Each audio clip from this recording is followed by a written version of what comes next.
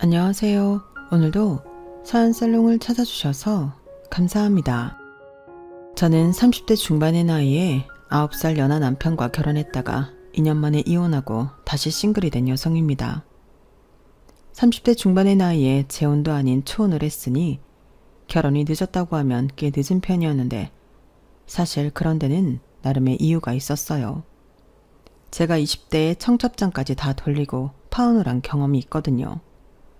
그것도 다른 문제 때문이 아닌 제가 변변한 학벌이 없고 저희 집이 가난하기 때문이었는데 그때는 참 너무 비참했어요. 파혼한 남자친구는 연애도 꽤 오래 했고 둘 다 20대 혈기왕성한 나이인 만큼 조금 과장해서 서로 목숨 걸고 열렬히 사랑했는데 파혼할 때는 그런 사랑도 아무 소용이 없더라고요. 아니 오히려 믿었던 그 남자의 배신 때문에 상처만 더 깊었는데요. 그 남자 엄마는 사실 처음부터 내키지 않았는데 그래도 자기 아들 때문에 억지로 결혼을 시키려고 하다가 저 같은 애를 며느리로 들일 바에는 자기 아들 총각 귀신 만드는 게 낫다고 그 남자의 어머니가 그러셨는데 저는 그럼에도 불구하고 무슨 자신감인지 당연히 남자친구는 제 편을 들어줄 거라고 믿었어요. 그런데 처음에는 제 편인 것처럼 우리 엄마가 왜 그러는지 정말 모르겠다. 자기야. 일단 나만 믿어. 나는 무슨 일이 있어도 자기랑 결혼할 거야. 우린 벌써 청첩장까지 다 돌렸잖아. 라고 했는데 시간이 길어지면서 나중에 저에게 최종적으로 한 말은 미안하다는 말이었어요. 자기는 자기 엄마를 거스르고 저랑 살 자신이 없다고 구차한 변명을 하더라고요. 그리고 하늘이 무너진 것 같은 고통 속에 살던 어느 날 그 남자가 저에게 이별 통보를 하기 전에 조건 좋은 여자랑 중매로 만났다는 사실을 알게 되었는데 결국엔 그 남자도 자기 엄마랑 똑같은 사람이었더라고요. 그 여자가 저보다 낫다고 생각했는지 그 남자는 구차한 변명을 하며 환승이별을 했고 저희가 결혼하기로 한 날 제가 아닌 그 여자랑 그 남자가 식을 올렸는데 그때는 어린 마음이 그랬는지 살고 싶지 않았어요. 그 남자의 마음이 변한 것도 용납이 되지 않았고 내가 있어야 할 그 결혼식장에 다른 여자가 내 남자친구의 팔짱을 끼고 버진로드를 걷는다는 것도 받아들일 수 없었는데요. 그러면서 엉뚱하게도 엄한 화살은 저희 부모님에게 향했어요. 나는 왜 하필이면 이런 가난한 집에 태어나 사랑하는 사람한테 버림까지 받아야 하나. 환경을 탓하고 부모님을 원망했는데 20대라고 몸은 성인이었지만 속은 덜 자란 아이가 그대로 있었죠. 그러니 저 때문에 저희 부모님도 많이 속상해하시고 상처도 받으셨을 텐데 그걸 모르지 않던 저는 앞으로 내 인생엔 결혼 따위는 생각도 하지 않으리라 다짐하며 그저 가난에서 벗어나고 싶어 발을 동동거리며 돈을 벌었어요. 100만 원을 벌면 10만 원 쓰고 구심하던 저금하던 게 바로 저였는데 제가 당시는 미용 보조 일을 하다 그제야 조금씩 손님을 받기 시작한 초보 디자이너였거든요. 디자이너는 월급제도 있지만 제가 일한 곳은 가게와 수익을 나누는 형식이었는데 지금은 많이 개선되었다고 하지만 저 때만 해도 디자이너라 함은 겉은 화려해 보여도 빈익빈 부익부가 상당했어요. 하지만 어느 누구도 내가 돈을 많이 못 번다고 그걸 티내고 싶어하는 디자이너는 없었는데 그러니 버는 것보다 쓰는 게 더 많은 사람들도 제 주변에 많았어요. 그리고 저는 그렇게까지는 하지 않았지만 손님 자체가 별로 없는 디자이너라 이것저것 다 떼고 나면 정말 100만 원 겨우 챙겨갔는데 그래도 저는 티끌 모아 태산이 정말로 있다는 걸 증명하려 했죠. 그렇게 돈을 벌어 부자가 된다면 더는 아무도 저를 무시하고 상처 주지 못할 거라 믿었는데 저도 남부럽지 않게 떵떵거리며 살고 싶었어요. 지금은 10만 원으로 겨우겨우 살지만 나중엔 명품도 사고 자기 관리에 돈도 많이 쓰고 좋은 차도 타면서 제 인생을 지금 있는 위치보다 더 나은 곳으로 옮겨놓고 싶었는데요. 그렇게 일을 악물고 하루에 14시간 일을 하니 이렇게는 아니다 싶었던 부모님이 처음이자 마지막으로 대출까지 받아 저더러 가게를 차리라고 하셨어요. 아마도 딸이 결혼 문턱까지 갔다 가난한 집 딸이라는 이유로 파혼을 당해 제가 돈에 더 집착하고 자기 인생도 못 살고 있다 겁을 먹으신 것 같았는데, 하지만 저도 염치가 있지 그 돈을 차마 덥석 받을 수는 없었어요. 이게 무슨 돈이야? 엄마 아빠가 무슨 돈이 있어서 이런 큰 돈을 주는 거야. 됐어, 내가 벌면 돼. 아니야, 이 돈으로 너 가게 내. 남 밑에서 일해서 언제 돈을 버니? 네가 그랬잖아. 네 손에 들어오는 돈이 너무 적다고. 그러니까 그러지 말고 이제 네 가게 해. 얼마를 벌어도 네가 고생한 건데 네가 다 가져야지. 그래도 괜찮아. 우리도 한 번은 자식 위해서 뭐라도 하고 싶어. 그래야 부모지. 엄마 아빠도 이 돈 넣어줘야 다리 뻗고 잘 수 있을 것 같아서 주는 거야. 정말? 그럼 정말 나 이 돈 받아도 되는 거야? 저는 순간 엄마 아빠의 마음이 고스란히 느껴져서 목이 메어 그 이후에는 아무 말도 하지 못했어요. 그리고 그 돈이 너무 소중해서 돈에 대한 집념이 더 많이 생겨났는데, 그래서 부모님이 주신 돈과 제가 그동안 모은 돈, 거기에 빚을 조금 내서 저는 처음으로 동네 미용실이긴 했어도 제 가게를 차렸어요. 물론 첫술에 배가 부를 수는 없었기에 가져가는 거 하나 없이 대출금, 월세, 공과금 내기 급급했는데, 그래도 이 모든 시간이 자립을 하기 위한 시간이라고 생각하며 인내했던 저는 1년 뒤 조금씩 돈을 모을 수 있었어요. 그렇게 한 달에 한 번 쉴까 말까 하며 하루에 16시간씩 일을 하며 5년을 간뒤니 저는 드디어 제가 바라던 생활을 할 수 있게 되었는데요. 일단 5년이 지나고 저는 목도 좋고 규모도 넓혀서 가게를 이전했고 직원도 3명이나 두고 대표 원장이 되었죠. 그러자 몫이 좋은 탓인지 단골도 많아지고 여기저기서 실력 좋은 디자이너라고 소문도 나면서 그때부터는 어지간한 월급쟁이보다 제가 더 돈을 많이 벌었는데, 그래서 부모님에게 감사의 표시로 매달 2분께 각각 100만 원씩 용돈을 보내드렸어요. 부모님이 주신 종잣돈이 없었더라면 이런 생활은 꿈도 꾸지 못할 것을 너무나도 잘 알았기 때문에 꼭 보답을 해드리고 싶었는데, 그 뒤에는 워낙에 돈이 한이 맺혀서 그런지 이젠 그동안 고생한 저를 위해 돈을 쓰고 싶었죠. 그래서 내내 꿈만 꾸던 집을 강남 신축 오피스텔로 옮겼고, 월세이긴 하지만 그 정도는 유지할 수 있었는데요. 제 꿈은 거기서 멈추지 않았죠. 집을 바꾸니 차도 바꾸고 싶었거든요. 그것도 말로만 듣던 외제차도 리스로 뽑아 타기 시작했는데, 확실히 좋은 집에서 살고 좋은 차를 타고 다니니 삶의 만족도가 굉장히 높아지더군요. 그리고 이 생활을 계속 유지하고 싶었던 저는 나태해질 틈 없이 열심히 일을 해야만 했는데요. 그러니 제 주변에서는 저를 보고 아유, 저기 원장이 돈독이 잔뜩 올랐어. 시집갈 생각은 안 하고 그냥 돈 버는 재미로 산다니까? 이렇게 말하는 것도 듣게 되었죠. 하지만 딱히 부정할 수는 없는 말이라 뭐라고 반박도 못했는데 그 말이 진짜라서 오히려 놀랄 정도였어요. 그리고 그때는 몇 명 없던 친구들도 모두 시집을 가서 어떤 친구는 벌써 애까지 있었는데, 그렇다 보니 싱글인 제가 만날 친구도 거의 없다고 봐도 무방했어요. 그러니 나쁜 짓 하는 것도 아니고 내가 열심히 벌어 나한테 쓰며 행복한 삶을 사는 것을 삶의 이유이자 낙으로 생각하고 살게 되었는데요. 솔직히 지금도 그게 뭐가 나쁜가 그런 생각을 하고 있어요. 친구들이 전부 저를 부러워했는데 제가 남의 돈으로 호강하는 게 아니라 제가 열심히 번 돈으로 호강하는 거니 당당하지 않을 이유가 없었죠. 그러다 매일 늦게 퇴근해 반주를 하는 낙으로 살다 보니 살이 부쩍 찌게 되었고, 아무래도 미용 일을 하다 보니 보여지는 것도 무시할 수는 없었는데요. 그래서 더는 이렇게 방치하면 안 될 것 같아 운동을 하기로 결심했어요. 그리고 손님이 붐비는 시간대는 안 되고 평일 오전 시간에 운동을 하기로 했는데요. 처음에 무작정 헬스클럽 회원권을 끊어 무작정 운동을 하는데 살이 잘 빠지지 않더라고요. 그래서 고민 끝에 PT를 받기로 결심했고, 비용은 좀 들었지만 만족도를 위해 저는 제 자신에게 투자를 하기로 했어요. 그리고 딱 봐도 저보다 한참은 어려 보이는 트레이너의 지도를 받으며 운동을 시작했는데 신기할 정도로 효과가 있어서 놀랐다니까요.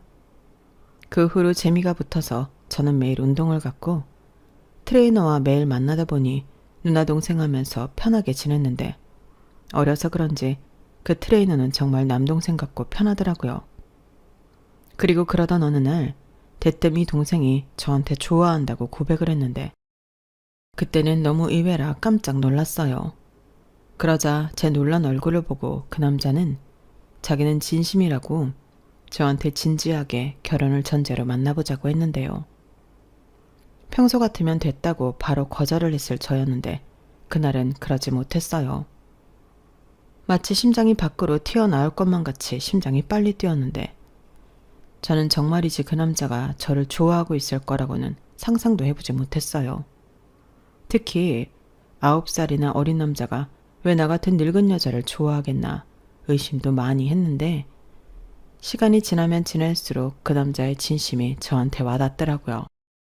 그렇게 정신을 차리니 저는 9살이나 어린 남자친구를 둔 능력 있는 여자가 되어 있었는데요. 지금 생각해도 낯이 너무 뜨겁네요. 그 사랑 따위가 뭐라고 나이도 적지 않은 여자가 남자 앞에서 표정 관리도 못하며 빠졌는지 저는 또다시 그렇게 사랑이라는 감정 때문에 행복하면서도 멍청해졌어요. 그러면서 전처럼 돈 없다고 이 남자한테 차일 리는 없다며 안심했는데 그걸 또 역으로 이용당할 줄도 몰랐던 거죠. 저는 그만큼 시간이 가면 갈수록 오랜만에 하는 연애에 푹 빠졌어요.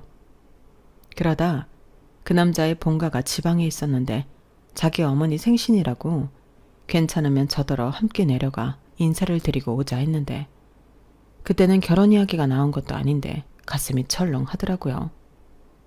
그래서 그건 아직 이른 것 같으니 다음에 가겠다고 좋게 거절한 적도 있었는데요.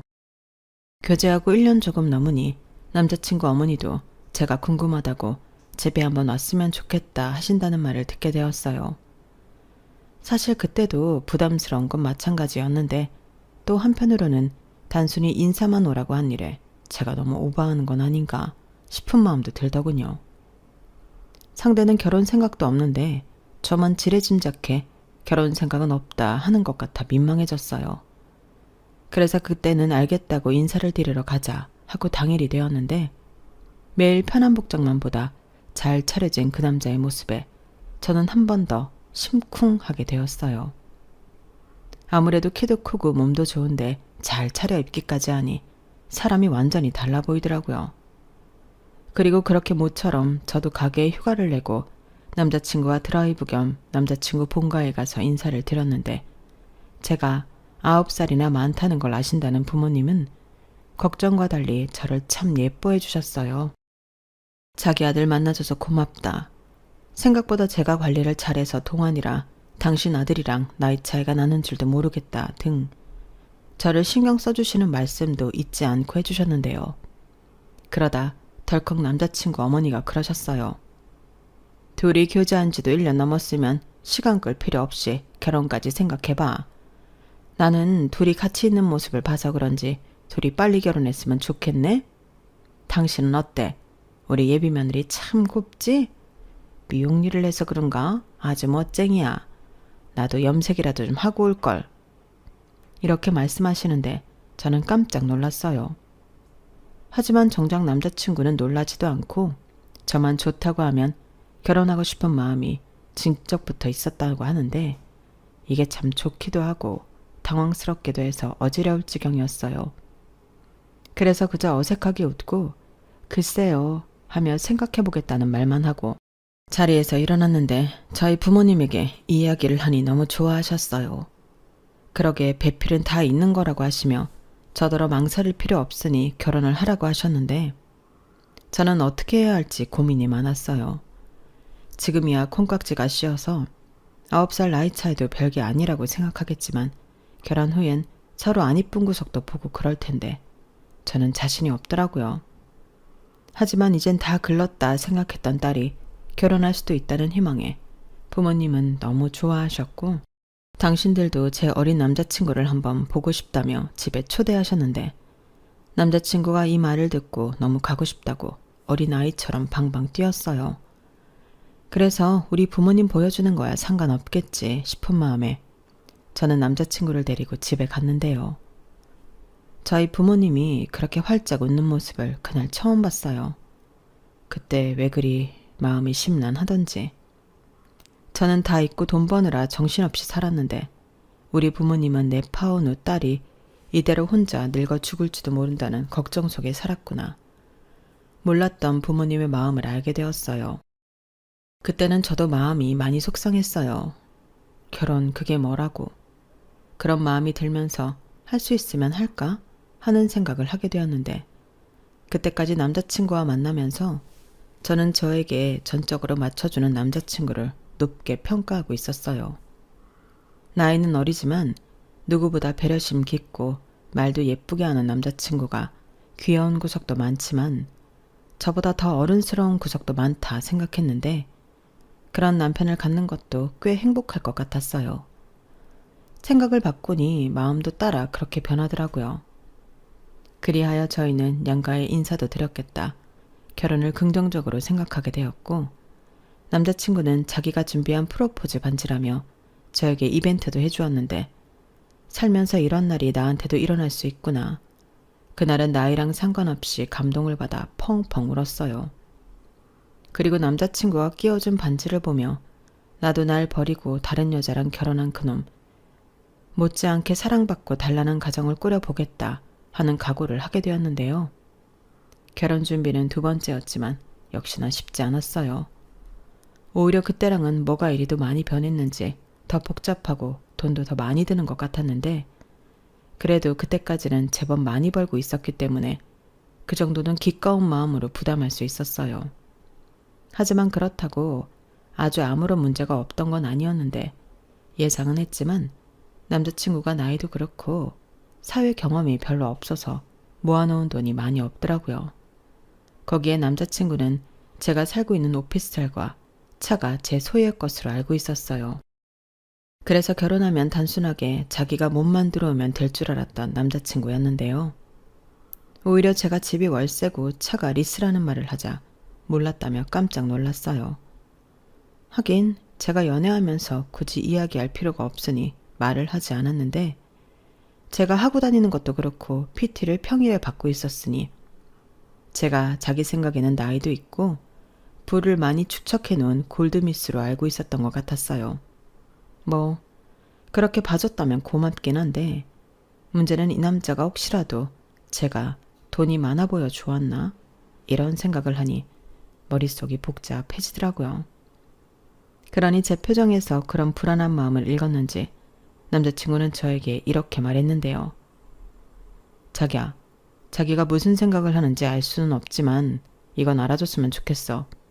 내가 자기 돈 보고 만나는 거 아니다. 나 그렇게 막 나가는 놈 아니야.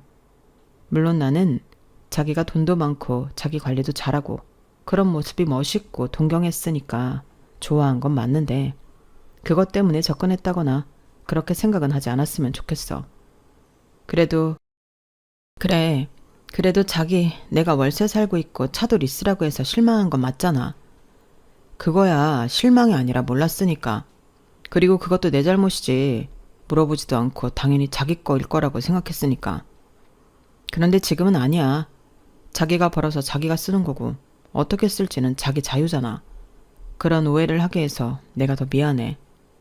나야말로 자기가 실망했을 거라 생각했는걸. 그래서 혹시라도 하는 생각에 자기를 오해했어. 아니야. 나라도 그런 생각하지. 그렇게 따지면 뭐 나는 실망할 자격이 있나? 자기에 비해 모은 돈도 없는데 우리 서로 마음 풀고 결혼해서 행복하게 살 생각만 하자. 내가 우리 자기 많이 행복하게 해줄게.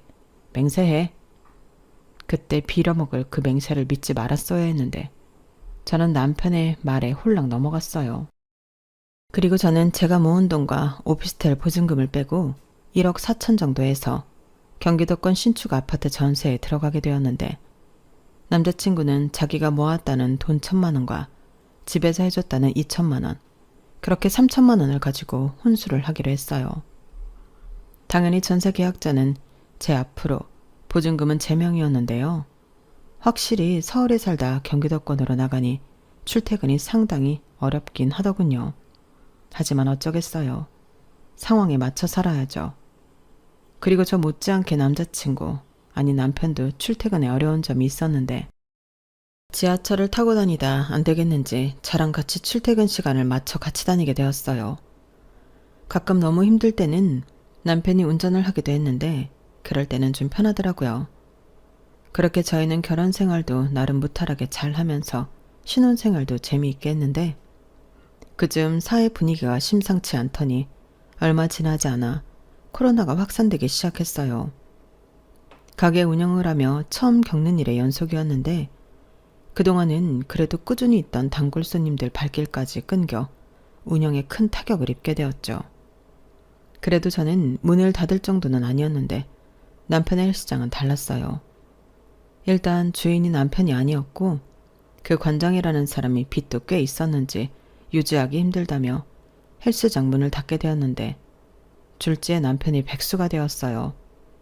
게다가 시국이 시국이라 할 줄 아는 게 트레이닝밖에 없는 남편은 재취업도 쉽지 않았는데 결국엔 막노동과 대리운전 같은 걸 간간히 했지만 그마저도 벌이가 일정하지 않더니 집에 있는 꼴이 돼버렸어요. 그리고 그 생활이 생각보다 편했는지 남편은 나 당분간은 이렇게 집에서 자기 대신 살림할까? 우리 아직 애기 계획도 없고 큰돈 들어갈 일 없으니까 나 하나 집에 있어도 괜찮을 것 같은데 대신 내가 자기 집에 오면 손 하나 까딱하지 않고 편하게 쉴 수 있게 할게 라고 전업주부가 되겠다는 헛소리를 하기 시작했는데 저는 싫다고 했어요. 자기야, 일단 상황이 나쁘다는 건 알겠어. 그래도 자기 나이도 젊고 이대로 집에서 살림만 하기엔 아깝지. 그러지 말고 쉬엄쉬엄 일 찾아봐. 저는 일부러 남편이 기분 나빠할까 최대한 조심하며 말을 했는데 이것도 지금 생각하면 너무 웃긴 것 같아요. 눈치는 제가 아니라 백수인 그놈이 봐야 하는데 제가 백수 남편 기분 상할까 신경을 쓰고 있었으니까요. 아무튼 그때는 그렇게 이야기가 일단락 되었고 저는 옆에서 쪼지는 않았어도 남편이 하루빨리 재취업에 성공하길 바랬는데 어째 남편에게서는 취업을 하겠다는 의지가 전혀 보이지 않더군요. 게다가 살림은커녕 집에서 게임만 하는 남편의 모습이었는데 제가 늦은 시간 퇴근하고 집에 들어가면 남편은 설거지도 하지 않아 싱크대에 라면 먹은 것이며 이것저것 설거지거리가 한가득 쌓여 있었어요. 그리고 트레이너로 몸 관리에 신경 쓰던 모습은 어디로 가고 배만 볼록 나오는 등 한심하기 짝이 없었는데 내가 남편을 데리고 사는 건지 큰아들을 데리고 사는 건지 분간이 안 되더라고요. 가뜩이나 가게도 예전처럼 되지 않아 스트레스를 받고 있었는데 집에 오면 남편이 저러고 있으니 저는 더 열받을 수밖에 없었고 그 즈음부터는 전에 하지 않았던 부부싸움도 많이 하게 되었는데 남편은 마치 저를 잔소리 심한 엄마로 아는 것 같았죠. 그렇게 조금씩 삑다선을 타기 시작한 남편은 심지어 저에게 장을 봐놓고 가라, 배고프니 배달을 시켜줘라 등등 요구사항이 많아졌는데 제가 자꾸 그런 요구사항을 들어주면 일자리를 더 찾지 않게 될까 싶어 저는 남편의 요구사항을 들어주지 않았어요. 그러자 이 어린 놈의 남편이 자기 집에 전화해 엄마 나 10만 원만 나 반찬 좀 보내줘 이런 정신 나간 말을 한 것 같았고 시어머님은 자기 아들이 직장에서 잘려 실업자 신세라는 걸 알고 계셨지만 그런 아들이 안쓰럽다며 저더러 신경을 더 써줘라 하셨는데 황당했죠. 자고로 남자는 집에서 길을 펴고 살아야 나가서도 길을 펴고 하는 일마다 잘 된다. 내 아들 집에서 논다고 구박하지 마. 그럼 못 쓴다. 그리고 우리 아들 쉬는 김에 집에 갔다 왔다 편하게 하게 네가 타는 차도 좀 주고. 너는 지하철 타고 다니면 되잖아. 요즘 손님도 가게에 별로 없다며. 그럼 쉬엄쉬엄 대중교통 타도 되겠네. 이렇게 말씀하셨는데 순간 내가 무슨 말을 들은 건가. 저는 제 귀를 의심했어요. 그리고 이내 제정신을 차린 저는 차를 일하는 사람이 타고 다녀야지 집에서 노는 사람이 왜 필요하냐고 남편이야말로 버스를 타던 기차를 타던 대중교통을 이용해야 하지 않겠냐고 말을 했는데 시어머니가 어디서 배워먹은 버르장머리냐고 남편이 어리다고 막 먹더니 이젠 시어머니도 웃음냐고 화를 내셨는데 저는 그런 상황이 짜증나고 싫었어요. 일단 남편부터가 정신을 못 차리니 이런 문제가 계속된다는 생각을 지울 수가 없었는데, 그러다 또 뭔 수로 알았는지 제가 친정에 돈을 보내드리고 있다는 사실에 남편이 혼자 뒤집어졌어요. 그때 당시는 시국 탓에 수입이 들어 친정에 50만 원씩 100만 원을 매달 보내드리고 있었는데, 제 통장을 뒤진 건지 제 아이디로 인터넷 조회를 해본 건지 왜 시댁이랑 친정을 차별하냐고 아주 입에 개거품을 물더라고요. 그러면서 자기 집에도 똑같이 100만 원을 매달 입금하라고 저에게 명령까지 했는데, 저도 그때 이성의 끈이 뚝 하고 끊어졌어요. 내가 번 돈으로 우리 부모 용돈 챙겨드리는데 네가 뭔 참견을 하냐. 저도 사납게 쏘아붙였는데, 저는 남편이 자존심이 상할 것을 알고 있었지만 일부러 그럼 너도 벌어서 용돈 보내드려 라고 남편 속을 긁었는데, 그렇게라도 남편이 자극을 받거나 제가 저희 부모한테 용돈 드리는 걸 문제 삼지 않길 바랬어요. 하지만 남편은 지금 자기 백수라고 무시하는 거냐며 더욱 열폭하기 시작했고, 자기는 지금 자기 집에 돈을 안 보내줘서 뭐라고 하는 게 아니라 왜 양가를 차별하냐고 저에게 불만을 얘기한 거라고 했는데, 그러면서 한다는 말이 정말 어이가 없었어요. 우리 결혼할 때 장인 장모님은 한 푼도 안 보태셨잖아. 대신 우리 집에서는 2천만 원이나 보탰어. 그럼 용돈을 들여도 우리 부모한테 줘야지. 왜 엄한 사람들이 돈을 받아? 이렇게 말했는데, 하마터면 그 동그란 뒤통수를 3개 칠 뻔했죠. 그래서 저도 지지 않고 말했어요. 두분 뭐 입이 없나요? 말 잘했다. 그럼 우리 하나하나 다 따져볼까? 그래서 자기는 자기 1,000만 원, 부모님이 2천만 원에서 3천 가지고 왔지. 근데 나는 모아놓은 거랑 보증금 빼서 1억 4천 가져왔어. 그리고 내 가게 차릴 때 우리 부모님이 5천만 원 해줬고, 그걸 기본으로 지금 가게가 있는 거야. 그런데 내가 지금 우리 부모님이 우리 결혼할 때 돈 안 보탰다고 시댁만 챙기는 게 맞아? 어디서 돈이 나왔건 내가 자기보다 1억 1천만 원 더 가져온 건 사실이잖아. 그거야. 그렇지만 내가 나이도 어리고 월급도 적어서 모은 돈이 그것뿐인 걸 어떡해. 아무튼 나도 서운해. 내 부모만 불쌍하잖아. 요즘 경기도 나빠져서 힘든데. 저는 남편의 말에 웃음이 나왔어요. 경기가 나빠져서 힘든 건 저도 마찬가지인데, 남편은 제 돈을 갖다 쓸 줄만 알지 제가 힘들 거라는 생각은 전혀 하지 못하는 것 같았거든요. 그리고 이 결혼도 제가 하고 싶어 매달린 게 아니고 지가 모은 돈도 없으면서 저 아니면 안 된다고 매달려 한 결혼인데, 내가 왜 이제 와서 이런 말을 듣고 있나. 남편에게 실망이 이만저만이 아니었어요. 그리고 그때 깨달았죠. 이 남자는 자기 입으로 아니라고 했지만 돈 잘 버는 나랑 살면서 편하게 제 돈으로 집에 효도도 하고 일도 안 하고 집에서 게임이나 하면서 놀고 먹고 싶었다는 걸요. 그렇게 퍼즐 조각이 모두 맞춰지며 제가 사기 결혼을 당했다는 생각이 들자 저는 잘못된 걸 하루라도 빨리 잡아야겠다는 마음밖에 들지 않았는데, 그래서 남편 빼고 친정 부모님과 함께 시댁으로 향했어요. 그때가 마침 코로나가 정점을 찍고 거리두기가 완화되었을 때였는데, 저는 양가 어른들께 이혼을 생각하고 있다고 솔직하게 말했어요. 그러자 날벼락을 맞은 듯 양가 부모님이 놀라셨는데, 특히 저희 부모님이 많이 놀라시더라고요. 딸이 이혼녀가 된다고 생각하니 무슨 큰일이라도 일어나는 줄 아는 것 같았어요.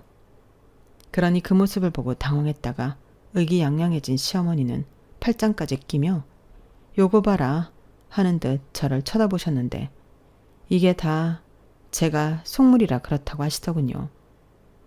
사돈분들은 기분이 나쁘시겠지만 딸을 아주 예의도 모르고 이기적으로 키우셨습니다. 지금 우리 아들이 직장 잃고 돈도 못 벌어오니 얘가 이혼 소리를 하는 거죠. 전에 제가 아무리 나이 어린 남편이라도 남편은 남편이니 잘 해주라고 했는데 싫다고 했어요. 어머니, 제가 언제요? 그거야 제가 타는 차를 남편에게 주라고 하니까 싫다고 한 거죠. 걔가 집에서 노는데 왜 차가 필요해요? 뭐? 걔? 너 지금 내 아들을 내 앞에서 걔라고 했니? 아유, 사돈 죄송합니다. 너 빨리 사과 안 드려? 아무리 나이가 어려도 그렇지 정서방이 동생이야? 엄마도 좀 가만히 있어. 걔가 지금 집에서 남편 노릇을 하는 줄 알아? 누가 보면 내가 어릴 때 사고쳐서 낳은 큰아들인 줄 알아. 밤새 게임하고 오후 늦게까지 자고 지 배고프면 남 일하는데 전화해서 배달시켜달라고 하고 일할 생각은 눈꼽만큼도 없다니까. 나도 가장 노릇하라고 하고 어떻게 하든 직업 알아보고 다니고 하면 이렇게 무시하진 않아.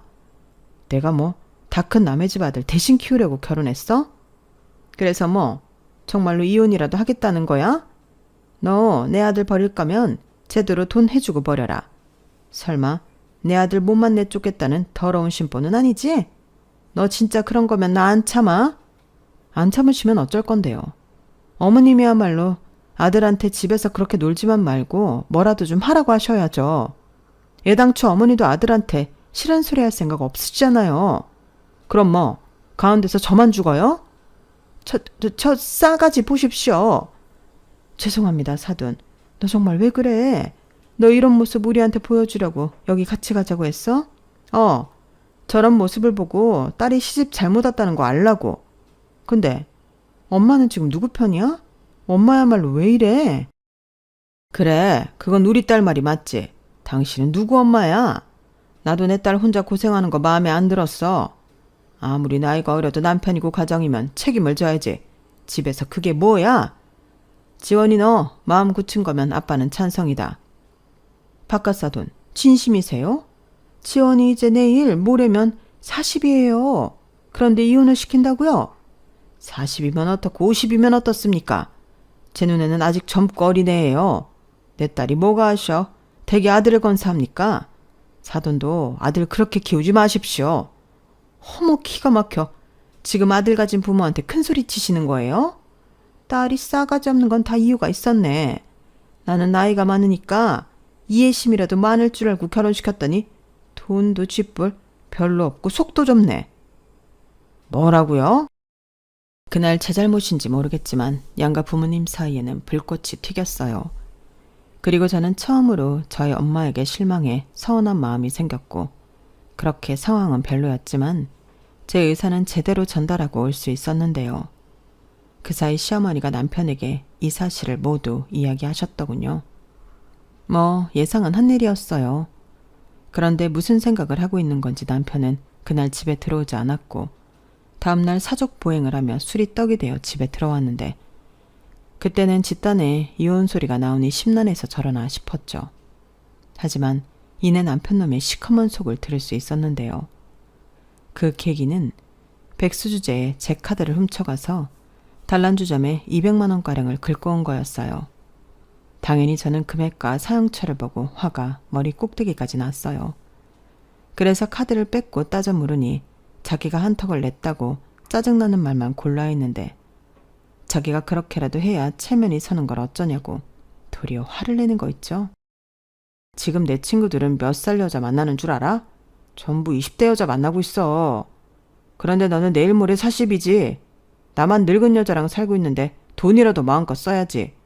내 친구들은 내가 왜 늙은 여자랑 결혼했냐고 동정하고 지랄인데 내가 그랬어. 우리 마누라는 이렇게 카드 준다고. 얼마를 쓰던 뭐라고 하지 않는다고. 이런 면이라도 있어야 나도 밖에 나가 떵떵거리면 살지. 이런 개소리를 하는데 그러면서 마지막 말에 저는 그놈을 있는 힘껏 두들겨 패줬어요. 늙은 마누라 데리고 살아주는 걸 고맙게 생각해. 나 일하고 싶은 마음 따위 없어. 내가 왜 일을 해? 돈 벌어오는 기계 마누라가 있는데 나는 평생 자기가 벌어오는 돈으로 놀고 먹고 즐기고 살 거야. 9살이나 어린 용계랑 사는데 그 정도는 감당해야 하는 거 아니야? 저는 졌단 말을 듣고 돌지 않을 자신이 없었어요. 그래서 있는 힘껏 그놈을 두들겨 패면서 더는 이렇게 못 산다고 이혼하자고 소리소리를 질렀는데 결국 이웃의 신고로 경찰이 출동했죠. 그리고 전후 상황을 다 들은 경찰은 일단 둘이 분리시키는 것이 좋을 것 같다며 남편을 데리고 나갔고 남편은 왜 자기가 나가냐고 저를 끌고 나가라고 했는데 경찰분들도 혀를 내둘렀어요. 그리고 한 경찰분이 아무리 화가 나도 폭력은 범죄라고 남편이 저를 신고하면 저도 억울한 일이 생긴다 말씀하셨는데 그렇게 그 일은 마무리가 되었어요. 하지만 제 이혼에 대한 결심은 더욱 견고해졌는데 술에서 깬 남편도 지 잘못은 알고는 있는 건지 저에게 순순하게 이혼을 해주겠다고 했죠. 듣던 중 반가운 소리였어요. 그런데 이혼을 해주는 대신 조건이 있다며 저에게 아파트 보증금 절반을 달라고 요구하는 남편이었는데 저는 당연히 들어줄 마음 따위는 없었어요. 사기 결혼당한 건 또 억울한데 제가 왜 피 같은 제 돈을 그놈에게 주겠어요. 더욱이 그 돈은 제가 결혼 전 제 힘으로 모은 제 재산이라는 증거가 있어 남편이 임의대로 뺏어갈 수도 없는 돈이었는데 차도 마찬가지였죠. 리스였기 때문에 굳이 따지자면 제 것이 아니었으니까요. 그렇게 남편은 저한테 가져갈 수 있는 돈이 없었는데 그 사실을 제가 말하니 약올라 미쳐하는 모습을 보이더군요. 그러고는 태세 전환을 하기로 했는지 이딴 말을 하기 시작했는데 그땐 제가 약이 올라 미칠 것 같았어요. 그럼 그냥 이렇게 살아. 나도 뭐 돈도 못 받을 거면 나 대신 돈 버는 사람 옆에 두는 게 당연히 좋지. 뚫린 입이라고 말 함부로 하지 마. 내가 왜 너 대신 돈을 벌어? 사지육신 멀쩡한데 그 나이에 그 체력에 집에서 놀고 먹겠다고? 사지육신 멀쩡한 게 뭐? 내가 일하기 싫다고 하잖아. 그럼 어린 남편이 밖에 나가 돈까지 벌면서 늙은 마누라 건사할 줄 알았어? 굶게 해. 내가 그럴 마음이었으면 너랑 왜 결혼을 하냐? 나도 내 인생 걸고 한 결혼이야. 정말 기가 막혀서 말이 안 나온다. 그러니까 그 말은 네 인생 걸고 편히 데리고 살아줄 여자를 찾았다는 거야? 그런 마음이었으면 한 4, 50살 차이 나는 할머니를 만나지 그랬어. 그럼 오늘 내일 하다 유산도 남겨주고 그럴 텐데 9살이면 너무 적은 나이 차이 아니야? 그래도 내가 체면이랑 가오가 있지. 어떻게 우리 엄마보다 늙은 할머니를 만나 장가를 가냐? 무튼 돈 주는 거 아니면 나는 이혼할 생각 없으니까 포기해. 포기는 개뿔. 그리고 고맙다. 나 지금 네가 한 말 다 녹음했거든? 나 이걸로 소송할 거야. 네가 그렇게 나오면 내가 이혼 못할 줄 알았니?